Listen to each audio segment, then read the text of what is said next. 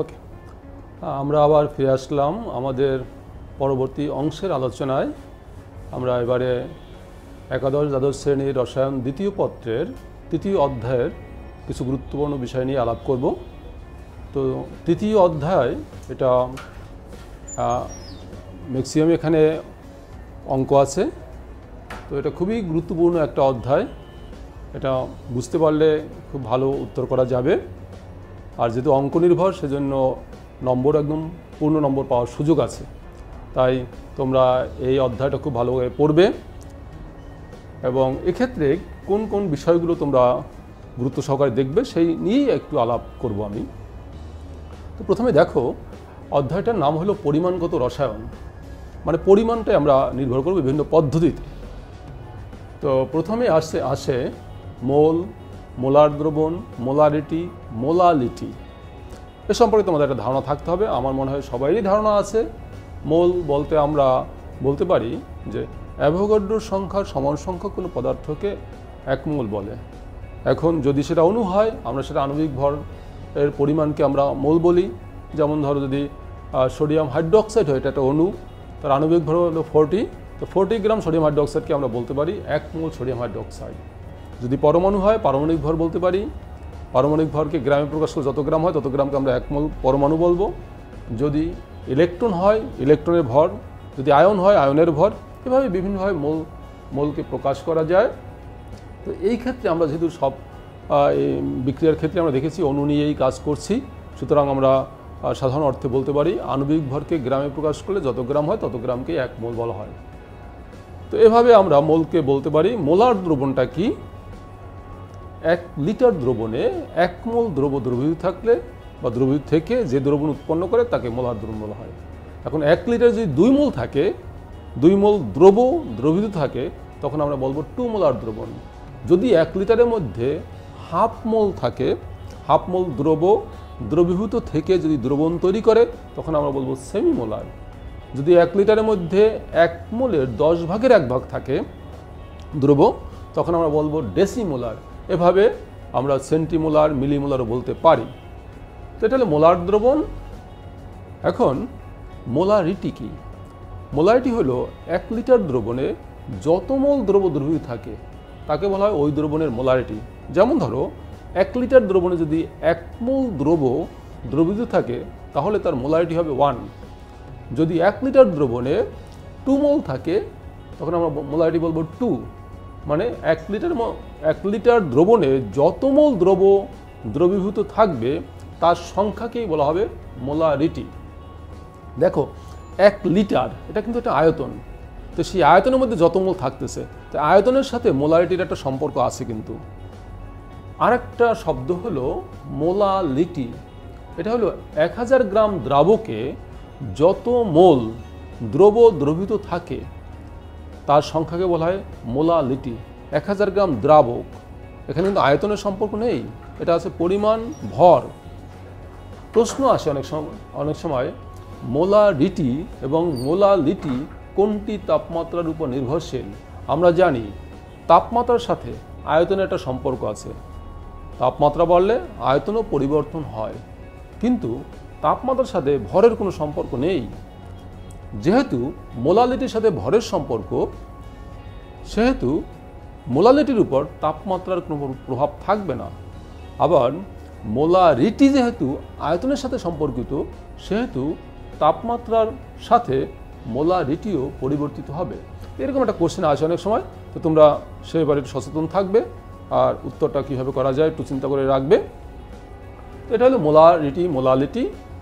এরপরে আসে হলো অনেক সময় কোশ্চেনে থাকে গ্রাম অণু। এই গ্রাম অণু বলতে কি বোঝায়? গ্রাম অণু বলতে 1 মোলকেই বোঝায়। মানে কোনো পদার্থের আণবিক ভরকে গ্রামে প্রকাশ করলে যত গ্রাম হয় তত গ্রামকে আমরা বলি 1 গ্রাম অণু। যেমন ধরো, যদি আমরা ধরি সোডিয়াম কার্বনেট, তার আণবিক ভর 106।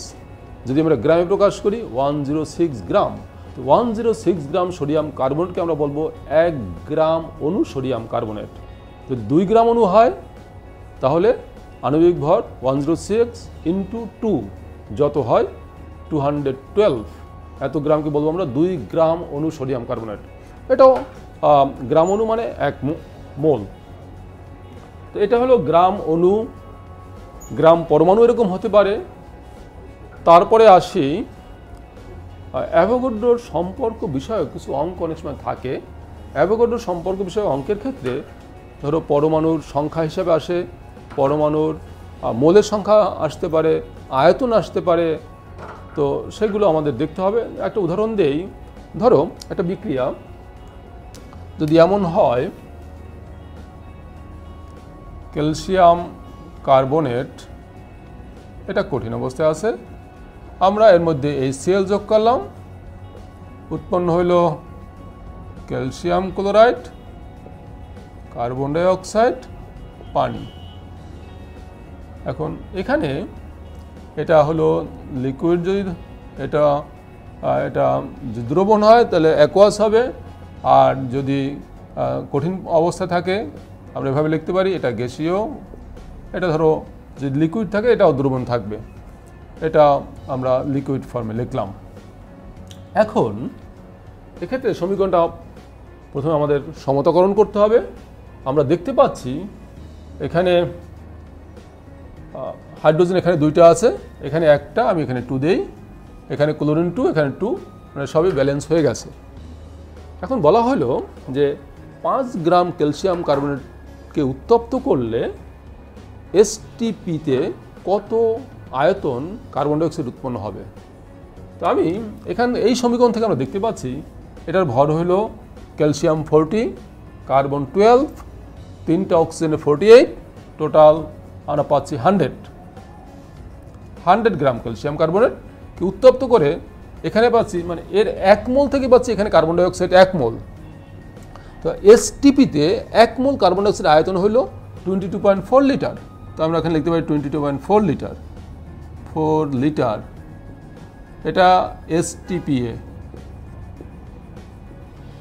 তো আমি লিখতে পারি STPA 100 গ্রাম ক্যালসিয়াম কার্বনেটকে উত্তপ্ত করলে বা 100 গ্রাম ক্যালসিয়াম কার্বনেট HCl এর সাথে বিক্রিয়া করে 22.4 লিটার কার্বন ডাইঅক্সাইড উৎপন্ন করে। সুতরাং 1 গ্রাম থেকে কত লিটার হবে এবং 5 গ্রাম থেকে কত লিটার হবে, আমি এভাবে কার্বন ডাইঅক্সাইডের আয়তন বের করতে পারি।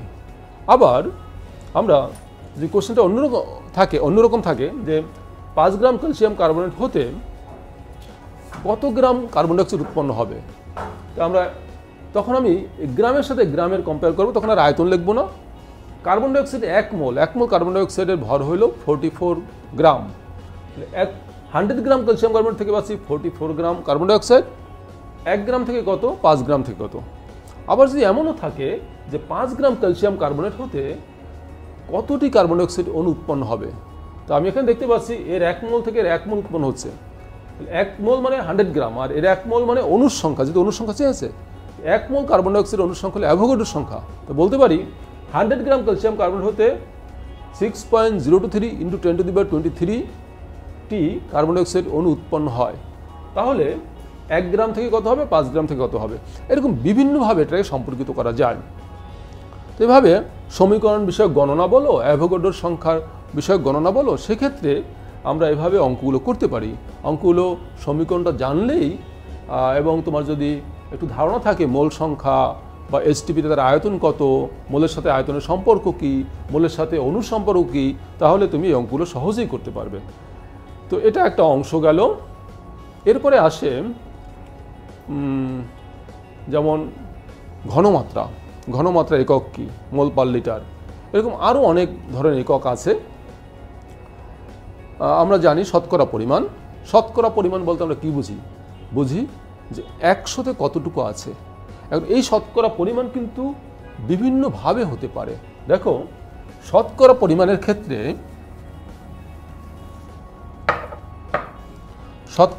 ক্ষেত্রে ধরো শতকরা পরিমাণ পার্সেন্টেজ, এটা যদি হয় W/W, তখন বোঝা যায় যে 100 গ্রামের মধ্যে কত গ্রাম আছে, সেটি তার শতকরা পরিমাণ। যদি হয় এখানে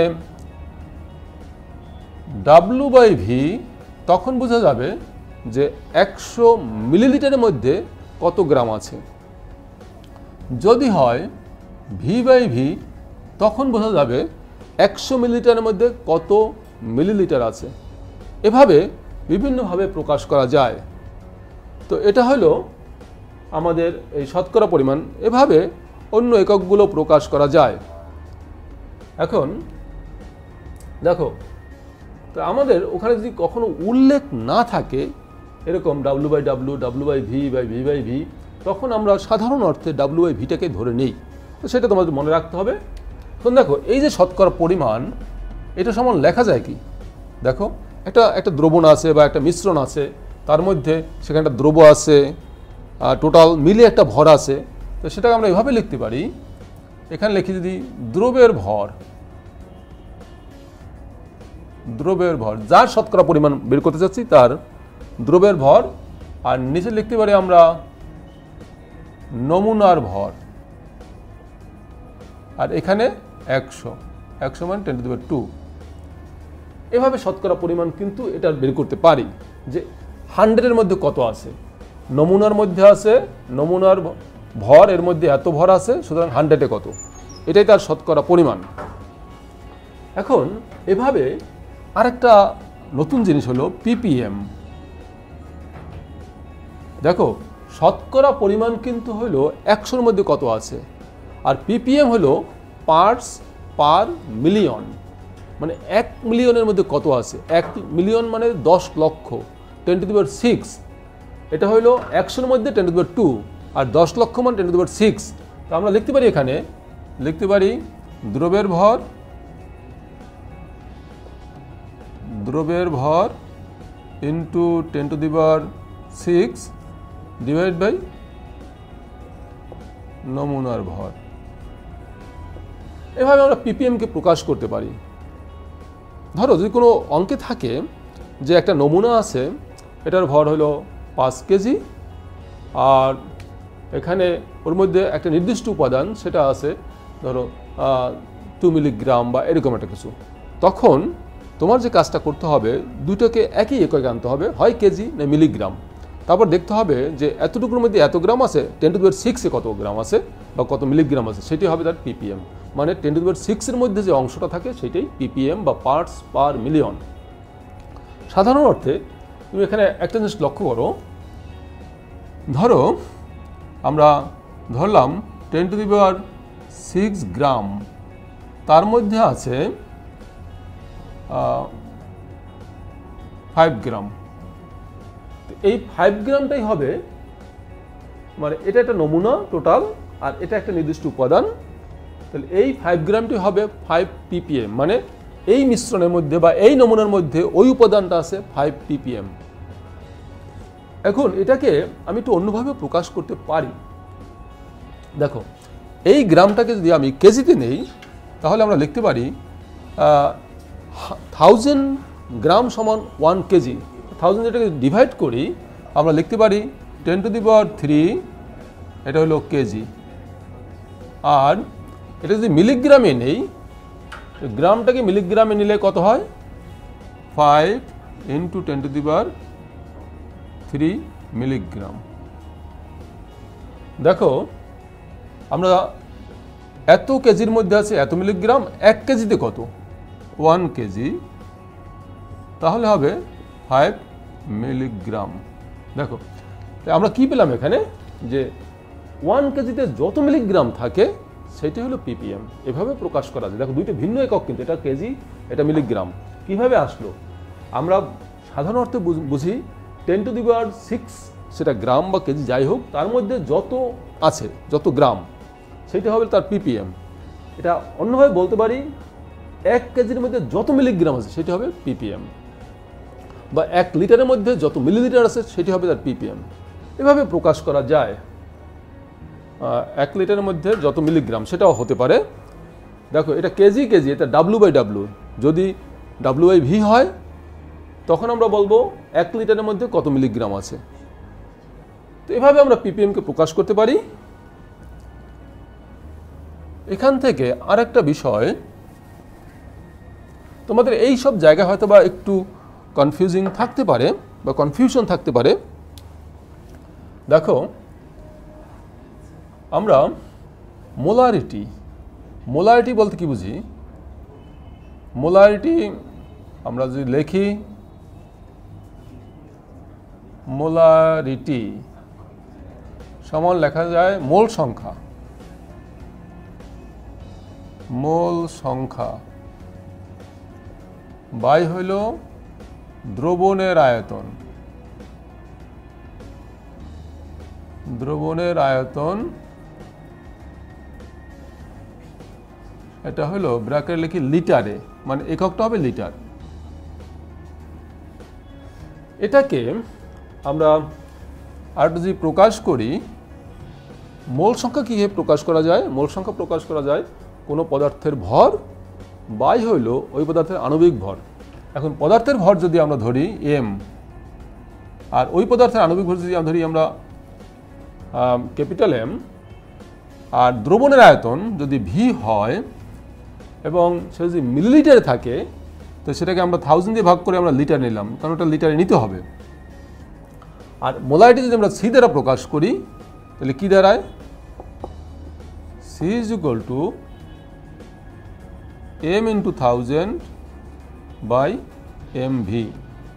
এটা একটা খুব গুরুত্বপূর্ণ সমীকরণ, যেক্ষেত্রে সি হইল মোলারিটি বা দ্রবণের ঘনমাত্রা, এম হইল দ্রবের ভর, এম হইল দ্রবের আণবিক ভর, ভি হইল দ্রবণের আয়তন এবং সেটা মিলিলিটারে।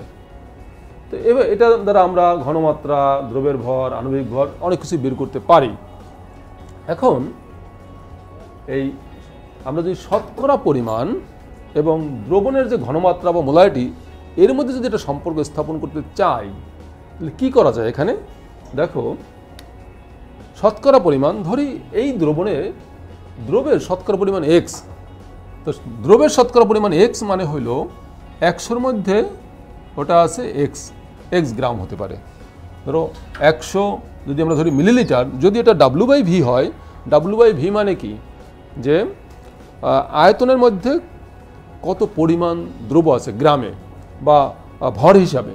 তো আমরা ধরলাম এটার শতকরা পরিমাণ এক্স বা এক্স পার্সেন্টেজ, তাহলে আমরা লিখতে পারি এক্স 100 মিলিলিটারের মধ্যে আছে এক্স গ্রাম। যেহেতু ঘনমাত্রা সবসময় 1 লিটারে প্রকাশ করা হয়, তাহলে 100-এর মধ্যে যদি 100 মিলিলিটার যদি এক্স হয়, তাহলে 1 লিটার মানে হইল 1000 মিলিলিটার। এটা যদি মিলিলিটার হয়, এটা যদি গ্রাম হয়, তো 1000 মিলিলিটারে কত হবে? এক্স ইন্টু 1000/100 সমান হয় 10x। এটা বললাম 1000 মিলিলিটার। কারণ এটা যদি আমরা এখানে বসাই, এক্স ধরছি কিন্তু আমরা পার্সেন্টেজ, এত পার্সেন্ট আছে, তো আমরা এখানে লিখতে পারি কি? C is equal two M এর পরিবর্তে আমরা বসাতে পারি এখানে 10x, মানে 1000-এর মধ্যে যেটা আছে এটা হলো পরিমাণ, দ্রব্যের পরিমাণ। তো আমরা লিখতে পারি এখানে 10x into 1000 divide by M, আর আয়তন এখানে হবে 1000। তাহলে এটা কাটা যায়, থাকি কি? আমরা লিখতে পারি 10x সমান cm, বা লেখা যায় x সমান হইল cm/10। এই যে একটা সমীকরণ পেলাম আমরা, দেখো, যদি কোনো দ্রবণের ঘনমাত্রা দেওয়া থাকে, তার আণবিক ভর জানি, তাহলে সেখানে কত পরিমাণ দ্রব্য আছে তার শতকরা পরিমাণ বের করতে পারি। যেমন ধরো, আমি একটা উদাহরণ দেই।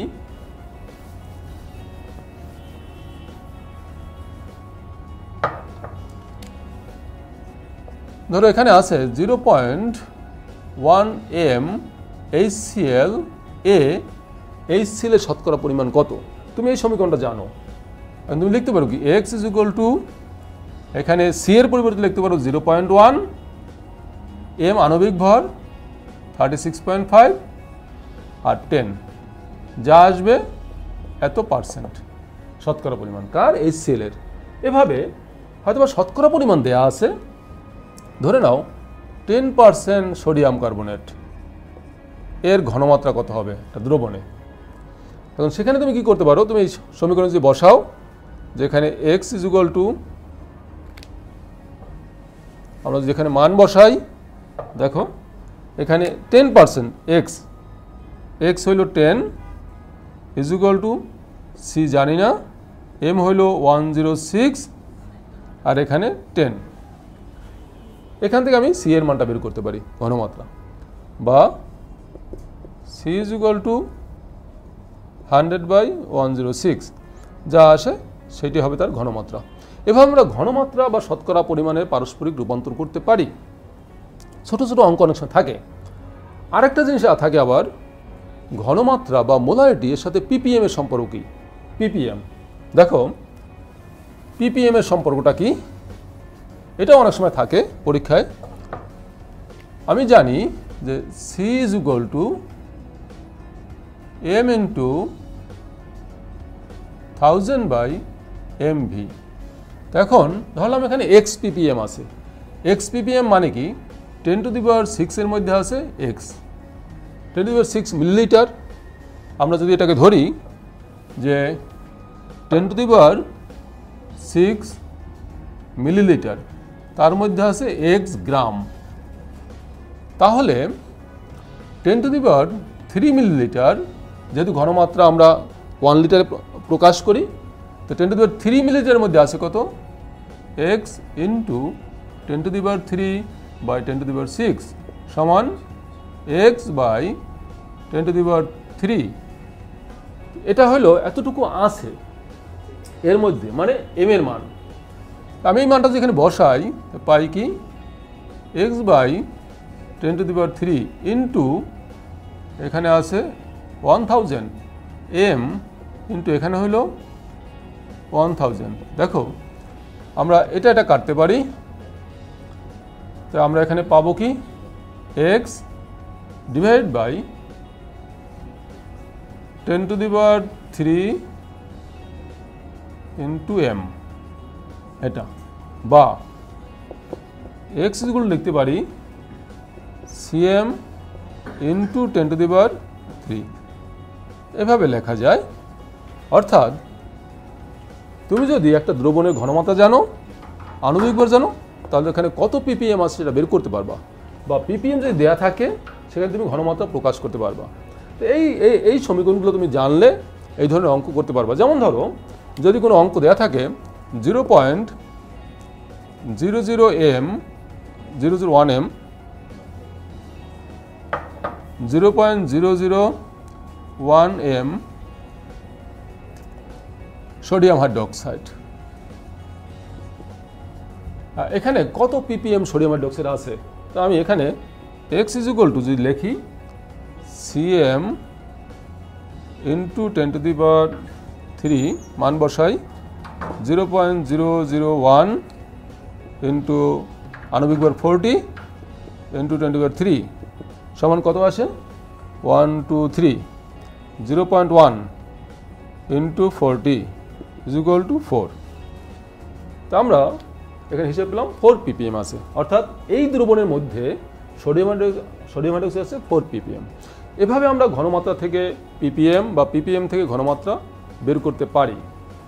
তো আশা করি তোমরা এগুলো পারবে। তারপরে আসি আমরা এই অধ্যায়ের যে গুরুত্বপূর্ণ বিষয়, সেটা হলো অনেক সময় পরীক্ষায় থাকে যে অনেকগুলো ভিন্ন ভিন্ন অ্যাসিড আছে, সেই অ্যাসিডগুলোকে যেটা নতুন অন্য একটা ভিন্ন পাত্রের মধ্যে মিশ্রিত করা হয়, তখন অ্যাসিডের ঘনমাত্রা কত হবে, বা একটা অ্যাসিডকে যদি একটা ক্ষার দিয়ে আমরা প্রশমিত করি, সেক্ষেত্রে অ্যাসিড এবং ক্ষারের যদি ঘনমাত্রা আয়তন দেওয়া থাকে, তো যুক্ত করার পর দ্রবণের প্রকৃতি কী হবে, সেটা কি অম্লীয় হবে না ক্ষারীয় হবে, বা যুক্ত করার পর যে প্রকৃতি হইল সেই প্রকৃতির দ্রবণকে যদি আমরা ওর ভিন্ন প্রকৃতির অ্যাসিড বা ক্ষার দ্বারা প্রশমিত করতে চাই, তাহলে তার কতটুকু যুক্ত করতে হবে বা কত ঘনমাত্রা যুক্ত করতে হবে, এই ধরনের অনেক কোশ্চেন আসে। তো সেক্ষেত্রে আমি কিছু বিষয় তোমাদের সাথে শেয়ার করব। প্রথমে আমি এই অঙ্কসমূহ বা এই সমস্ত প্রশ্নের উত্তর দেওয়ার জন্য তোমার কি কি সমীকরণ লাগতে পারে সেইগুলো তুমি একটু দেখো। প্রথমে দেখো তোমার প্রয়োজনীয় যে সমীকরণগুলো তোমার এখানে লাগতে পারে, সি ইজ ইকুয়াল টু যে সমীকরণটা আমরা দেখেছি m ইন্টু 1000/mv, এই সমীকরণটা তোমার লাগবে। 2 নম্বরে হইল তোমার S1V1 is equal two S2V2, এটা লাগতে পারে। 3 নম্বরে হলো যদি এরকম কোনো সমীকরণ থাকে এক্স এ ওয়াই বি, এটা একটা উৎপাদে পরিণত হলো, একটা বা একাধিক উৎপাদ। এখানে এক্স হলো সহগ, মানে এ সহগ বা এক্স সংখ্যক এ এর সাথে ওয়াই সংখ্যক বি বিক্রি করে উৎপাদে পরিণত হয়েছে, এটা একটা সমতাকৃত সমীকরণ। সেক্ষেত্রে আমরা লিখতে পারি Y M A V A is equal two x M B V B. এখানে অনেক সময় এ এ বি বি তা দিয়েও করা যায়, তখন এখানে হবে B M A V A M A V A, sorry এটা এ এটা বি হবে। এটা আমি একটু দেখলাম, তোমরা লক্ষ্য করে দেখতে পারবে বা তোমরা জানো আমার মনে হয়, এর যে এম এ মানে মোলারিটি বা ঘনমাত্রা, আর ভি এ হলো এর আয়তন। তো এই যে এর মোলারিটি ঘনমাত্রার পাশে বি এর সহগ আসলো, আবার বি এর মোলারিটি ঘনমাত্রার পাশে এর সহগ আসলো, কীভাবে আসে তারও একটা প্রতিপাদন আছে। তো এটাও আমাদের দরকার হবে। এই 3টে সমীকরণ ব্যবহার করে আমি এই অংশ অঙ্ক করতে পারবো। এক্ষেত্রে তোমরা একটু দেখো আর একটা বিষয় যেগুলো তোমাদের জানা দরকার একটু। ধরো এখানে একটা পাত্র আছে, এখানে 0.1 m HCl দ্রবণ আছে, আর এর আয়তন ধরে নাও 50 মিলিলিটার। এই একটা পাত্র, আর একটা পাত্রের মধ্যে আছে 0.5 m 20 মিলিলিটার, এটা ধরো HCl। আর একটা পাত্রের মধ্যে আছে ধরে নাও 0.2 m সালফিউরিক অ্যাসিড, এর আছে 10 মিলিলিটার। এই 3টা পাত্রের দ্রবণকে আমরা কি করলাম, আমরা আর একটা ভিন্ন পাত্র তার মধ্যে মিক্স করলাম। এই দুইটা, এই যে 3টা দ্রবণে আছে, এবং এটাকে আমরা এর মধ্যে যোগ করলাম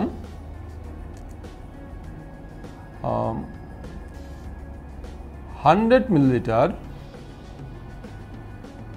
0.5 m সোডিয়াম হাইড্রোক্সাইড। দ্রবণের প্রকৃতি কি হবে?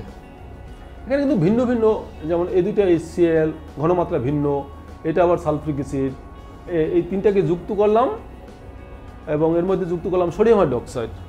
এখন এই মিশ্রণের প্রকৃতি কি? প্রকৃতি বলতে এটা কি অম্লীয় হবে না ক্ষারীয় হবে? যদি অম্ল বেশি থাকে অম্লীয় হবে, যদি ক্ষার বেশি থাকে ক্ষারীয় হবে। এখন সেটা আমরা বুঝবো কীভাবে? বোঝার জন্য আমাকে এই 3টে অ্যাসিডকে একটা অ্যাসিডে কনভার্ট করতে হবে। একটা অ্যাসিডে কনভার্ট করার সিস্টেম কি? সেটা হলো,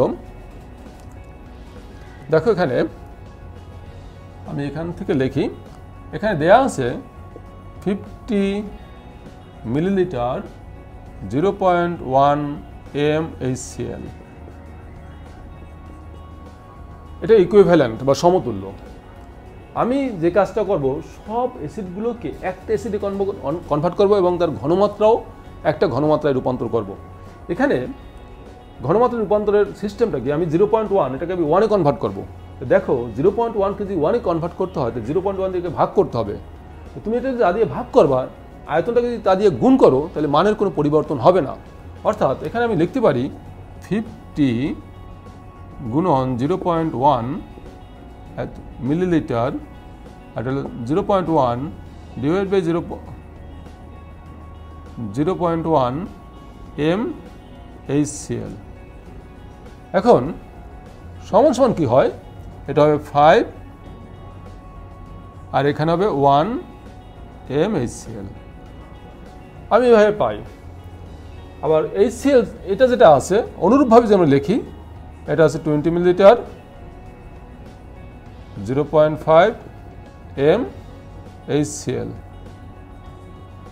এটাকে যদি আমি এটা দিয়ে গুণ করি, তাহলে হবে, গুণ করলে হবে 10 মিলিলিটার, আর এটাকে 0.5 দিয়ে ভাগ করলে হবে 1 m HCl। দুটো ঘনমাত্রা এক হয়ে গেল। সালফিউরিক অ্যাসিড, এটার আছে 10 মিলিলিটার 0.2 m সালফিউরিক অ্যাসিড। এখন এখানে আমি কি করব, প্রথমে 1 m এ কনভার্ট করি। 1 m এ কনভার্ট করলে কি হবে, 2 মিলিলিটার, 2 মিলিলিটার, আর 0.2 দিয়ে ভাগ করলে আসবে 1 m সালফিউরিক অ্যাসিড। এখন এটা HCl, এটা সালফিউরিক অ্যাসিড। আমি যে কাজটা করব সেটা হলো, দেখো সালফিউরিক অ্যাসিড এখান থেকে সালফিউরিক অ্যাসিড বিয়োজিত হয়, তো এটা হবে 2H+ আর হবে SO4 2-, আর HCl যদি বিয়োজিত হয় তখন হবে H+ আর Cl-। তো আমরা এখানে দেখতে পাচ্ছি একটা সালফিউরিক অ্যাসিড থেকে দুইটা হাইড্রোজেন আয়ন পাচ্ছি, আর একটা HCl থেকে পাচ্ছি একটা হাইড্রোজেন আয়ন। তো আমি যখন দুইটা হাইড্রোজেন আয়ন পেতে চাই, তো আমি এখানে 2 দেবো, এখানে 2 দেবো, এখানে 2 দেবো। অর্থাৎ এখানে দুইটা হাইড্রোজেন আয়ন পাচ্ছি একটা থেকে, এখানে দুইটা হাইড্রোজেন পাচ্ছি দুইটা HCl থেকে। তাহলে একটা সালফিউরিক অ্যাসিড সমতুল্য দুইটা HCl বলা যায়। অর্থাৎ সালফিউরিক অ্যাসিডকে যদি HCl এ কনভার্ট করি তাহলে ডাবল হবে, অথবা HClকে যদি সালফিউরিক অ্যাসিডে কনভার্ট করি তাহলে অর্ধেক হবে।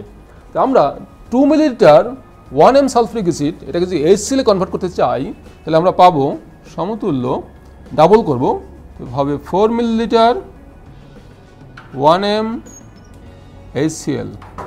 দুইটাকে আবার ডাবল করো না, তাহলে আবার মুশকিল হয়ে যাবে। ঘনমাত্রা ঠিক রাখলাম, আয়তনটাকে ডাবল করলাম, তাহলে আমি সালফিউরিক অ্যাসিডটাকে HCl এ কনভার্ট করলাম। এখন যদি আমি সব যুক্ত করি এরকম, এটা প্লাস এটা প্লাস এটা, তাহলে আমি এখানে টোটালি কত পাই, এখানে 5, এখানে হলো 10, এখানে 4, 15 + 4 19 মিলিলিটার 1 m HCl। এই টোটাল সব মিলে আমরা এটা পেলাম 19 মিলিলিটার 1 m HCl। এখন আমি দেখব সোডিয়াম হাইড্রোক্সাইড যেটা আছে, সোডিয়াম হাইড্রোক্সাইড আছে হলো 100 মিলিলিটার 0.5 m NaOH। এটাকে যদি আমি 1 m এ কনভার্ট করি তাহলে আমি পাবো 50 মিলিলিটার 1 m সোডিয়াম হাইড্রোক্সাইড। এখন আমি যদি HCl আর সোডিয়াম হাইড্রোক্সাইড রিয়াকশন দেখি, সোডিয়াম ক্লোরাইড প্লাস পানি, এখানে HCl আছে 19 মিলিলিটার 1 m আর সোডিয়াম হাইড্রোক্সাইড আছে 50 মিলিলিটার 1 m। রিয়াকশন থেকে দেখতে পাচ্ছি এর এক অণুকে প্রশমিত করতে পারে। মানে এর ঘনমাত্রা সমান হলে এর সমান আয়তনকে প্রশমিত করবে। তাহলে আমরা নিয়েছিলাম এখানে হয়েছে এটা 19, এখানে 50, সোডিয়াম হাইড্রোক্সাইড বেশি আছে। কতটুকু বেশি আছে, যদি 50 থেকে 19 বিয়োগ করো তাহলে আমরা পাবো, দেখো এর 19 মিলিলিটার 1 m HCl সমতুল্য 19 মিলিলিটার 1 m সোডিয়াম হাইড্রোক্সাইড। বাকি সোডিয়াম হাইড্রোক্সাইড থেকে যাবে, তো বাকি সোডিয়াম হাইড্রোক্সাইড কতটুকু, এখানে 50 - 19 সমান কত আসে, 31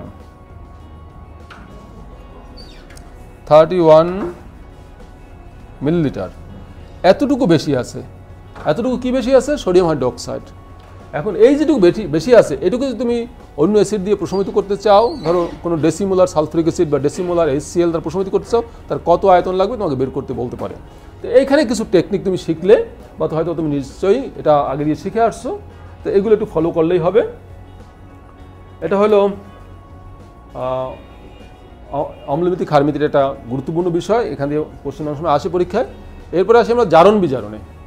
জারণ বিজারণ, এখানে জারণ বিজারণ কাকে বলে, জারণ সংখ্যা কি, হয়তো অনেক সময় যৌগ দেওয়া থাকে, একটা নির্দিষ্ট মৌলের জারণ সংখ্যা বের করতে বলে, সেসব সিস্টেম তোমরা জানো।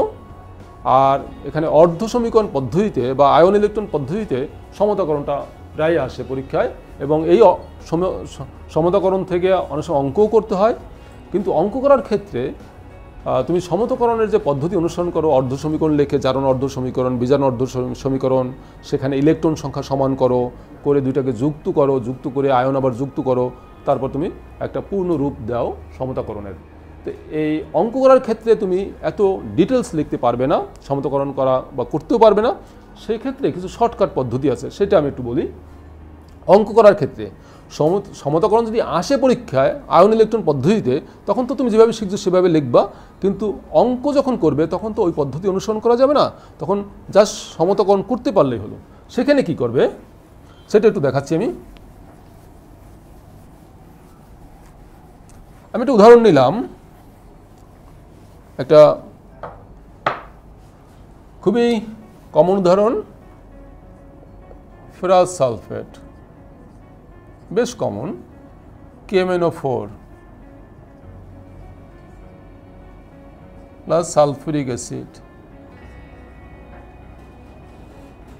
তৈরি হচ্ছে ফেরিক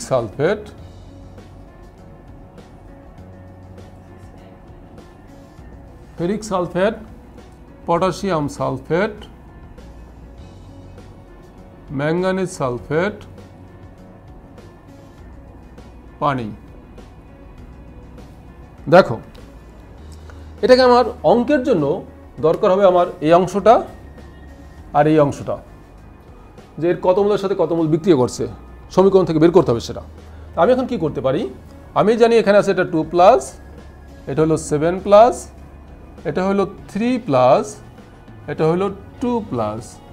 তো আমি দেখতে পেলাম যে একটা ম্যাঙ্গানিজ যখন এপাশে গেল সে 5টা ইলেকট্রন গ্রহণ করলো, আর একটা আয়রন যখন এপাশে গেল সে একটা ইলেকট্রন ছাড়লো। তো দুটো তো সমান হলো না, আমাকে দুটো সমান করতে হবে, কারণ একটা জারণ বিজারণ বিক্রিয়ায় একটা অংশ মানে জারক যে কটা ইলেকট্রন গ্রহণ করে, বিজারক সে কটা ইলেকট্রন ছাড়তে হবে, না হলে সমতাকরণ হবে না বা বিক্রিয়াও সম্ভব হবে না।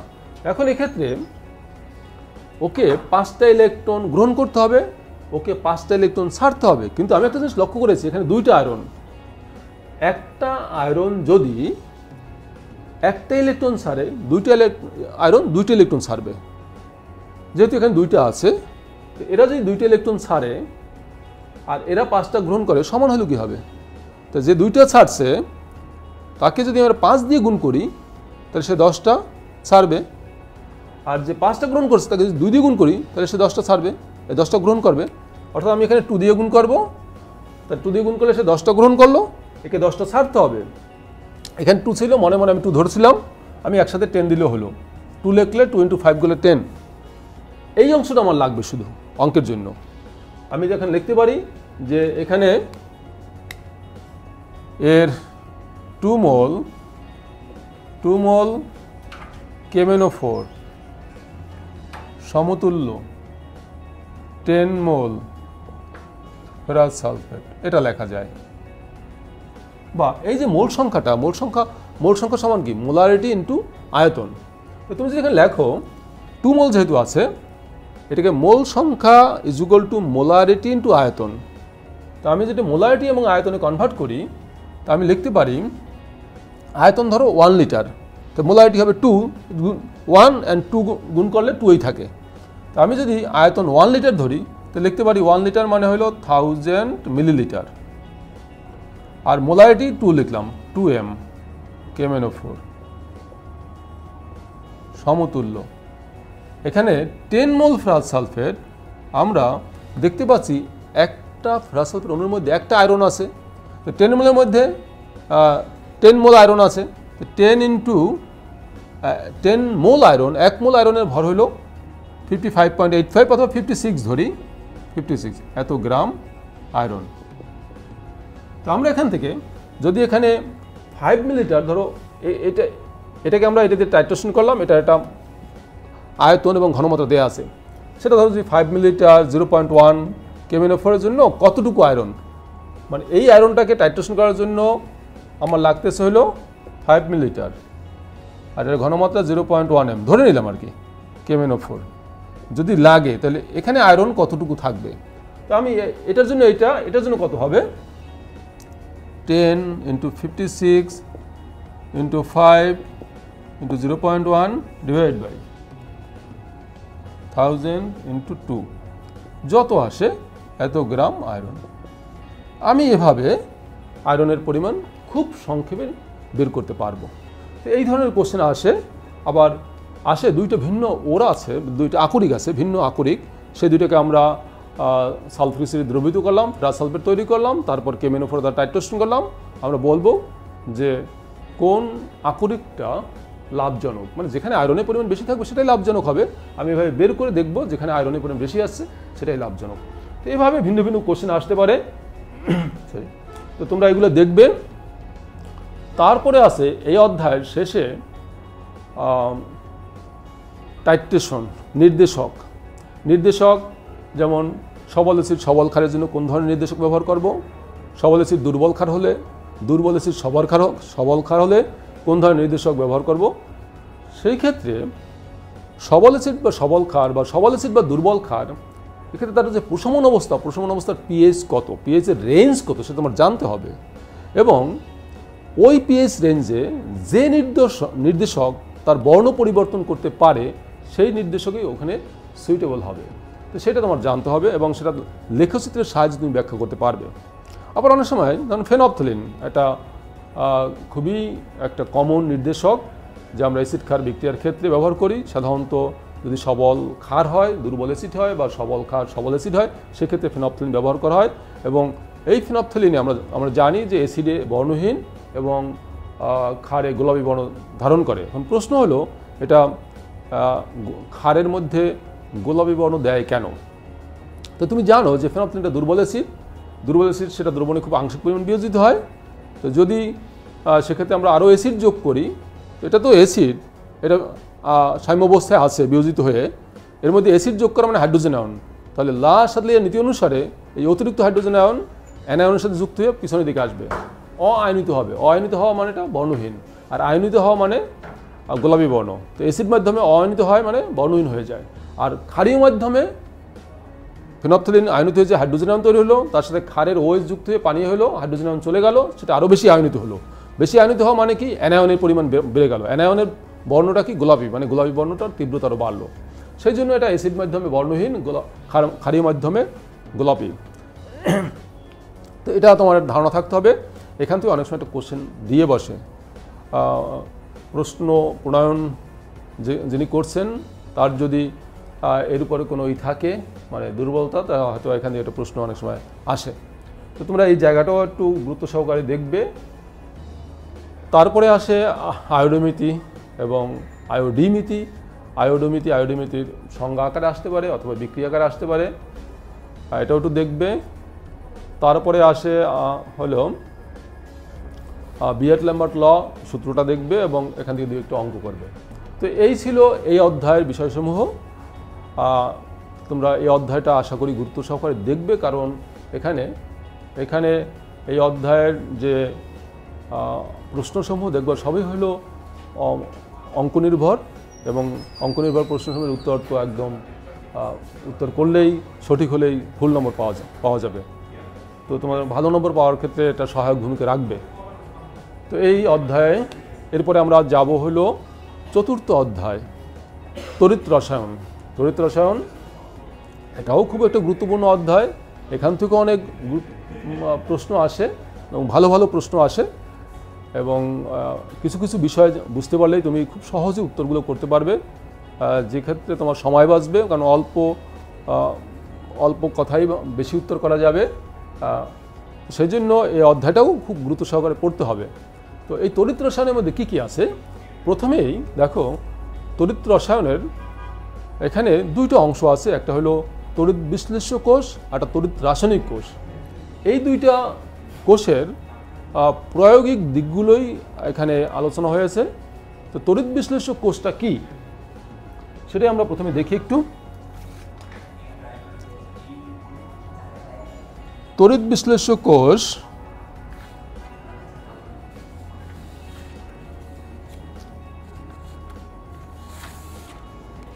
আমরা তড়িৎ বিশ্লেষ্য কোষের প্রথমে দেখব হলো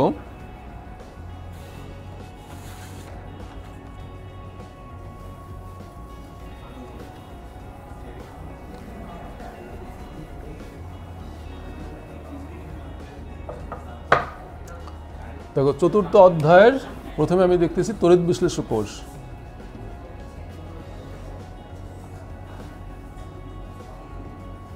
ধরো একটা পাত্রের মধ্যে দুইটা তড়িৎদ্বার আছে, এটা হলো ধনাত্মক, এটা ধনাত্মক ঋণাত্মক আগেই দেব না আমি। এখানে এই তড়িৎদ্বার দুইটাকে আমরা যুক্ত করলাম একটা ব্যাটারি দিয়ে। তোমরা জানো ব্যাটারি এটা ধনাত্মক প্রান্ত আছে, এটা ঋণাত্মক প্রান্ত আছে। ধনাত্মক প্রান্তের সাথে যে যুক্ত সেটা ধনাত্মক হলো, ঋণাত্মক প্রান্তের সাথে যুক্ত সে ঋণাত্মক হলো। এটাকে বলছি আমরা অ্যানোড, এটাকে বলছি আমি ক্যাথোড। আর এখানে একটা তড়িৎ বিশ্লেষক দ্রবণ আছে, না হলে তো সার্কিটটা কমপ্লিট হবে না। আমি যদি এখানে সোডিয়াম ক্লোরাইডের দ্রবণ নেই, যেটা দ্রবণে আয়নিত অবস্থায় আছে, তাহলে মোটামুটি সার্কিটটা কমপ্লিট হয়ে গেল। এখন এর মধ্যে বিদ্যুৎ প্রবাহিত হবে। বিদ্যুৎ প্রবাহিত হলে যেহেতু ধনাত্মক আয়ন ক্যাটায়ন, সে ক্যাথোডে যাবে, গিয়ে চার্জ মুক্ত হবে।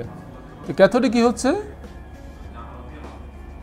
ক্যাথোডে sodium ion plus electron, sodium হলো, চার্জ মুক্ত হলো, এটা এখানে আস্তে আস্তে ডিপোজিট করবে বা সঞ্চিত হবে। এখন তুমি এখানে দেখতে পাচ্ছ যে যদি আমরা এর মধ্যে একটা ইলেকট্রন পাস করি তো একটা সোডিয়াম সঞ্চিত হবে, যদি দুইটা ইলেকট্রন পাস করি দুইটা সোডিয়াম সঞ্চিত হবে, যদি আমি 1 মোল ইলেকট্রন পাস করি 1 মোল সোডিয়াম সঞ্চিত হবে। অর্থাৎ যত বেশি আমি এখানে বিদ্যুৎ প্রবাহিত করব তত বেশি ক্যাথোডের এই ক্যাটায়নটা সঞ্চিত হবে। তাহলে এর উপরেই একটা সূত্র আছে, ফ্যারাডের প্রথম সূত্র, যে কোনো তড়িৎ বিশ্লেষ্য পদার্থের মধ্যে দিয়ে যদি বিদ্যুৎ প্রবাহিত করা হয় তো তড়িৎদ্বারে সঞ্চিত পদার্থের পরিমাণ প্রবাহিত বিদ্যুতের পরিমাণের সমানুপাতিক বা চার্জের পরিমাণের সমানুপাতিক। মানে হলো আমরা এখান থেকে লিখতে পারি ডাব্লু, যদি সঞ্চিত পদার্থের পরিমাণ ডাব্লু হয়, ডাব্লু সমানুপাতিক আমরা লিখতে পারি কিউ। কিউ হলো চার্জের পরিমাণ। সেখান থেকে লেখা যায় ডাব্লু সমান হইল জেড কিউ। জেডটা হলো একটা সমানুপাতিক ধ্রুবক, আর এটার নাম হলো তড়িৎ রাসায়নিক তুল্যাঙ্ক। এখন এই তড়িৎ রাসায়নিক তুল্যাঙ্ক জিনিসটা কি? দেখো এখানে যখন কিউ সমান 1 হবে তখন আমরা লিখতে পারি ডাব্লু সমান জেড। মানে হলো এই কিউ সমান 1, যদি কিউ হলো চার্জের পরিমাণ, তো এটাকে যদি আমরা ধরি 1 কুলম, তো বলতে পারি কোনো তড়িৎ বিশিষ্ট পদার্থের মধ্যে দিয়ে 1 কুলম চার্জ প্রবাহিত করলে তড়িৎদ্বারে যে পরিমাণ পদার্থ সঞ্চিত হবে সেই পরিমাণকে ওই পদার্থের তড়িৎ রাসায়নিক তুল্যাঙ্ক বলে। তো তড়িৎ রাসায়নিক তুল্যাঙ্ক আরেকটা হলো তুল্যাঙ্ক, রাসায়নিক তুল্যাঙ্ক। এটা কি? আমরা এখানে দেখতে পেলাম যে সোডিয়াম আয়নের ক্ষেত্রে 1 মোল ইলেকট্রন পাস করলে সোডিয়ামের 1 মোল সঞ্চিত হবে। 1 মোল সঞ্চিত হবে মানে তার পারমাণবিক ভরের সমান ভর সঞ্চিত হবে। কিন্তু যদি আমরা এখানে কপার আয়ন নিতাম তাহলে কিন্তু কপার আয়নের ক্ষেত্রে হতো কপার 2+, এই 2টি ইলেকট্রন গ্রহণ করে কপারে পরিণত হতো। অর্থাৎ এর 1 মোল সঞ্চিত করতে হলে ইলেকট্রন পাস করতে হতো 2 মোল ইলেকট্রন পাস করতে হতো। তো আমরা যদি 1 মোল ইলেকট্রন পাস করি তাহলে কপারের সঞ্চিত হবে হাফ মোল, 1 মোল ইলেকট্রন পাস করলে। অ্যালুমিনিয়ামের ক্ষেত্রে এভাবে আমরা লিখতে পারি যে অ্যালুমিনিয়ামের ক্ষেত্রে যদি আমরা 1 মোল ইলেকট্রন পাস করি তখন হবে অ্যালুমিনিয়াম মানে 1 মোলের 3/1 ভাগ। এই যে 1 মোল, এটা আমরা পারমাণবিক ভর বলতে পারি। পারমাণবিক ভরকে গ্রামে প্রকাশ করলে যত গ্রাম হয় তত গ্রাম, তাকে 2 দিয়ে ভাগ করলাম, মানে যোজনী দিয়ে ভাগ করলাম। তাহলে এই যে পারমাণবিক ভর যদি এ হয় আর এর যোজনী যদি ভি হয়, এক্ষেত্রে পারমাণবিক ভর বাই যোজনী। সোডিয়ামের ক্ষেত্রে পারমাণবিক ভর বাই যোজনী। এই যে সংখ্যাটা পারমাণবিক ভর বাই যোজনী, এটাকে বলে তুল্য ভর। অর্থাৎ আমরা বলতে পারি যে 1 মোল ইলেকট্রন পাস করলে যে পরিমাণ পদার্থ তড়িৎদ্বারে সঞ্চিত হবে সেই পরিমাণকে বলা হয় রাসায়নিক তুল্য ভর। দেখো রাসায়নিক তুল্য ভর আর তড়িৎ রাসায়নিক যে তুল্য ভর, এর মধ্যে সম্পর্কটা কি? এখানে আমরা লিখতে পারি এটা 1 মোল ইলেকট্রন পাস করলে যেটা হয়, 1 মোল ইলেকট্রন মানে হলো 96500 কুলম। 1 মোল ইলেকট্রন মানে 1 ফ্যারাডে। 96500 কুলম পাস করলে যেটা সঞ্চিত হচ্ছে তাকে বলছি আমরা রাসায়নিক তুল্য ভর ই। এই রাসায়নিক তুল্য ভরকে আমরা ই দ্বারা প্রকাশ করি। ইকুইভ্যালেন্ট ওয়েট বাই 1 কুলম্ব পাস্কেলে যেটা হবে সেটা হবে কি ই বাই ফ্যারাডে বলতে পারি বা 96500 বলতে পারি। এত এই যে 1 কুলম্ব পাস্কেলে যেটা হচ্ছে সেটা হলো তড়িৎ রাসায়নিক তুল্যাঙ্ক, মানে তাহলে আমরা লিখতে পারি যে Z is equal two E by 96500 সমান সমান লেখা যায় ই কি, ই হলো এ বাই ভি, তো আমরা লিখতে পারি এ বাই ভি ইন্টু 96500। এই যে একটা সম্পর্ক তুমি পেলে যে Z is equal two E by V into 96500, এখান থেকে তুমি সব অঙ্ক করতে পারবে। কোন অঙ্ক? ফ্যারাডের প্রথম সূত্রের যে অঙ্কগুলো সেগুলো তুমি এখান থেকে করতে পারবে। তো এটা পরীক্ষা অনেক সময় আসে যে এখানে একটা নির্দিষ্ট পরিমাণ বিদ্যুৎ ধরো উল্লেখেই থাকতে পারে অনেক সময় যে 10 মিলি অ্যাম্পিয়ার বিদ্যুৎ 30 সেকেন্ড বা 30 মিনিট যাবৎ সোডিয়াম ক্লোরাইড দ্রবণের মধ্যে প্রবাহিত করলে তড়িৎদ্বারে কী পরিমাণ সোডিয়াম সঞ্চিত হবে বা কত সংখ্যক সোডিয়াম পরমাণু সঞ্চিত হবে। যদি মিলি অ্যাম্পিয়ার থাকে সেটাকে অ্যাম্পিয়ারে নিতে হবে, আর যদি সেটা মিনিটে থাকে সেটা সেকেন্ডে নিতে হবে। তারপর তুমি এই সূত্র অনুসারে W equal to Z Q লিখতে পারো ZIT, এই সূত্র অনুসারে আমরা এটা করতে পারবো। সেখানে জেড এর মানটা আমি ফর্মুলা থেকে বসাবো, যদি সোডিয়াম হয় পারমাণবিক ভর হলো 40 আর যোজনী হলো 1, সেই অনুসারে আমরা জেড এর মান বসাবো। আই হলো যে বিদ্যুৎ প্রবাহ মাত্রা সেটা, আর টি হলো সময়। সেভাবে আমি সংখ্যা এই সোডিয়ামের সংখ্যা বা সোডিয়ামের পরিমাণ দুইটাই আমি বসাতে পারবো। তারপরে আসি আমি তড়িৎ রাসায়নিক কোষ। তড়িৎ রাসায়নিক কোষ যেটা, দেখো এখান থেকে একটা গুরুত্বপূর্ণ প্রশ্ন আসে। গুরুত্বপূর্ণ প্রশ্ন হলো সেটা হলো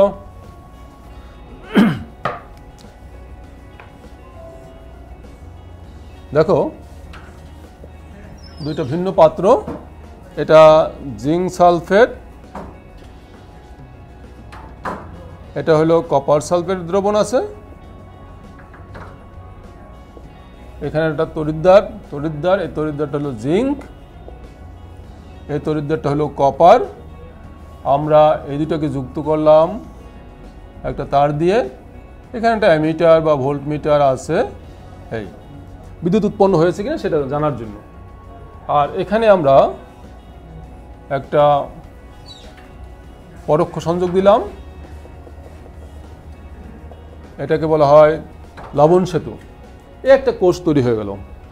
এখন এটার আমরা যদি এই কোষটাকে কোষ আকারে উপস্থাপন করি বা কোশ্চেনে নেওয়ার সময় দেয়া থাকে এভাবে, সাধারণত অ্যানোড আগে লিখতে হয়। অ্যানোড কি? জিঙ্ক থেকে জিঙ্ক আয়ন হলো। আর এখানে এই যে এটা হলো প্রত্যক্ষ সংযোগ, একটা খাড়া দাগ এরকম, এটা হলো পরোক্ষ সংযোগ আর একটা দাগ এরকম। আর এপাশে হলো কপার আয়ন থেকে কপার, এরকম একটা কোষ দেওয়া হলো।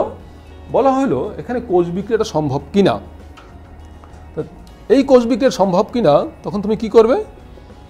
ই naught cell is equal to লিখবে ই নট অক্স। এখানে অক্স মানে হইল বা পাশে অক্সিডেশন, ডান পাশে রিডাকশন, এটা অ্যানোড, এটা ক্যাথোড। কোষ এভাবে উপস্থাপন করতে হয়। এটার আমি লিখতে পারি এটার জারণ ই নট সেল অক্স, সাধারণত এভাবে লেখা হয় ই নট অক্স মানে অক্সিডেশন, এটা anode plus E naught cell red plus red cathode আর কি। এভাবে আমি যদি এটার জন্য এটা লিখতে পারি E naught zinc two plus E naught red, এটা কপার আয়ন থেকে কপার হলো, আমি লিখব Cu2 প্লাস Cu। এখন এখানে হয়তো এই যে প্রমাণ অবস্থার মানগুলো দেয়া আছে, এটার জারণ এটার বিজারণ, অথবা এটার জারণ দেয়া আছে, তখন আমি বিজারণে কনভার্ট করে নেবো, এটা মাইনাস চিহ্ন দিয়ে গুণ করলে হলো। আমি মানগুলো বসিয়ে দেখলাম এখানে পজিটিভ ভ্যালু আসছে। যেহেতু ইনার্ট সেলের ভ্যালু পজিটিভ মানে এই বিক্রিয়াটা ঘটছে, তাহলে বিক্রিয়াটা স্বতঃস্ফূর্ত হবে। আর যদি এখানে মাইনাস আসতো তাহলে এই বিক্রিয়াটা ঘটতো না। তো এভাবে আমি ব্যাখ্যা করতে পারি। তো এরকম একটা কোশ্চেন থাকে, ধরো এখানে এটা একটা লোহার পাত্র আয়রন, আমি এর মধ্যে আমি নিলাম সোডিয়াম ক্লোরাইডের দ্রবণ, বা ধরো এর মধ্যে আমি কপার সালফেটের দ্রবণ নিলাম, বা ধরো এর মধ্যে আছে জিঙ্ক সালফেটের দ্রবণ, এটা হলো আয়রনের তৈরি। এখন এক্ষেত্রে এই পাত্রের মধ্যে জিঙ্ক সালফেটের দ্রবণ রাখা যাবে কিনা? তো সেক্ষেত্রে তোমরা যে কাজটা করবে সবসময়, এই যে পাত্রটাকে তুমি এরকম অ্যানোড ধরবে আর দ্রবণটাকে ক্যাথোড ধরলাম, এবং একটা কোষ তৈরি করে দেখবে এর যে ভ্যালুগুলো দেওয়া আছে বসিয়ে দেখবে যেটা পজিটিভ যদি হয়, তুমি যেটা ভাবছো যেটা অ্যানোড, তাহলে সেইটাই হলো পজিটিভ হলে। তো এটা অ্যানোড হওয়া মানে এটা আস্তে আস্তে ক্ষয় হয়ে যাবে, তখন এটা রাখা যাবে না, একসময় ক্ষয় হয়ে যাবে। আর তুমি যেটা ভাবছো যে অ্যানোড, এটা মান বসিয়ে দেখো যেটা নেগেটিভ আসে, তো তোমার ভাবনাটা ভুল, তাহলে এটা রাখা যাবে। তো এই ধরনের অনেক সময় অঙ্ক আসে। আর এই চ্যাপ্টারের শেষে আসে হলো lead storage sell, hydrogen fuel cell, lithium ion battery, এইগুলো একটু ধারণা নিবে। এটা হলো চতুর্থ অধ্যায়ের ব্যাপার। পঞ্চম অধ্যায় তোমাদের কিছু বিষয় আছে, তোমরা একটু পড়ে নেবে সেগুলো, যেমন তোমাদের ইউরিয়া, সিমেন্ট, কাঁচ, পেপার, এগুলো প্রস্তুতির বা শিল্প উৎপাদনের মূলনীতি পড়বে। এবং এগুলো যেমন কাঁচ, পেপার, অ্যালুমিনিয়াম, কপার এর কীভাবে রিসাইকেল করা যায়।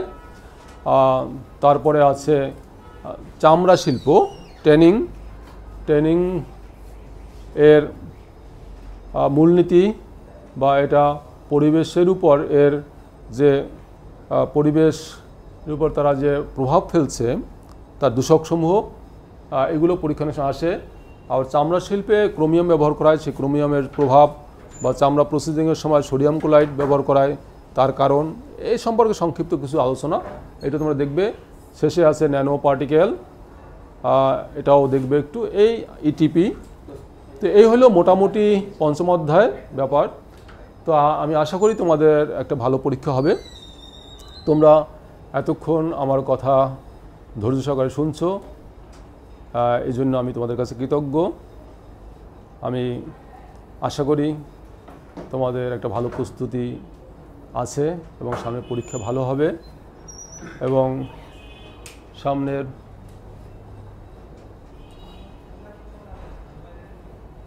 তোমরা সামনের সময়টুকু খুব আন্তরিকভাবে চেষ্টা করবে যে যাতে সর্বোচ্চ ব্যবহার করা যায়, মনোবল রাখবে এবং শরীরটাকে সুস্থ রাখবে, পর্যাপ্ত ঘুমানোর চেষ্টা করবে, তাহলেই তোমার কাঙ্ক্ষিত ফল তুমি পাবে।